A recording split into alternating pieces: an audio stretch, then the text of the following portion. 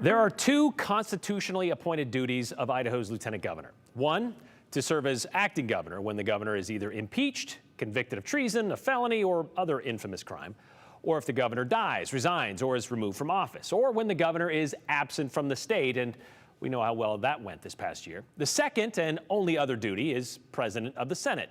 So when the legislative session is over, well, there aren't many reasons for the lieutenant governor to kind of stick around the State House. But she does have an office in the building that is usually staffed. Usually, but not these days, because of budget issues.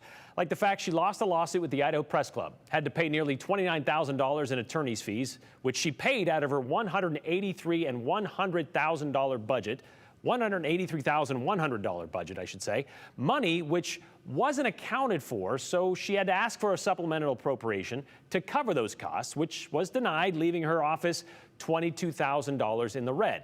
So she cut her staff loose, she stopped payment on several vendors, and that still left her about $2,000 in the hole. So Lieutenant Governor McGeachin asked the Division of Financial Management to just take the remainder out of her salary, which is still being considered since Idaho's Constitution doesn't really allow a lowering of constitutional officers' salaries just at will. So they're kind of looking at how that will play out. All that to explain what we found on the Lieutenant Governor's door this afternoon about 1 p.m. A note that says office hours will be Tuesdays and Thursdays from 10 to 2 or by appointment by calling the number below. And that number, 805-334-2200.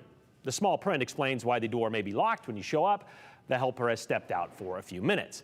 But while we were there, we decided to call that number, the 805-334-2200, which happens to be an area code from California's Central Coast. Are you interested in saving over $500 a year on your insurance plan? Press 1 now to compare insurance options and receive a free quote. There were several options. I mean, or if you or a loved one needs, I don't know, currently needs senior assistance, press 2. There was also an offer to book your next vacation. They could help with home improvements or debt assistance. So lots of options there. Needless to say, not the number to make an appointment with Lieutenant Governor. Her office number, by the way, is 334-2200, but it just has a 208 area code with it.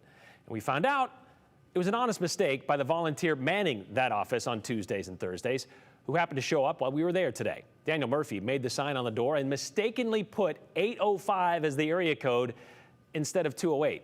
He told us he used to live in that area code, and, well, it must have been in his head when he typed it up. Just a typo. When we brought it to his attention, he immediately went inside and remade the sign. So, no, nothing nefarious with the number. But I did save a ton of money in car insurance. And